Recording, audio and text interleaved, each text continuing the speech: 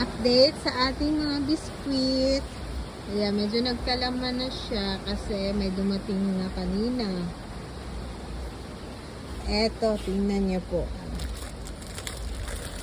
Ayan. Ito sa Nissin product, butter coconut.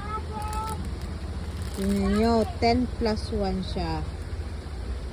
Ganda. Ito naman yung Mon, meron siyang 6 pieces. And itong 12 pieces. So, nag-increase siya mga kasari. Nagmahal na siya. Ito yung ano natin, presyo natin sa isang cup. Ito yung sinabi ko na halos lahat ng dumating kanina is nag-increase na. Alam nyo to, ito dati nasa 50 plus lang to. Ngayon na yan, 60 na siya. Ito din, si Skyflex, nag-increase na rin si Skyflex. Itong Skyflex na malaki, meron din maliit. Merong maliit.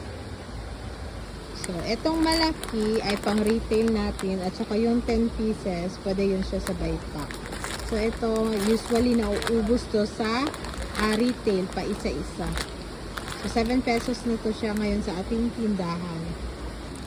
Ito pa mga kasari, kung dati nasa 8 pesos lang to binibenta, ngayon hindi na pwede. 10 pesos lang retail nitong cheese bar.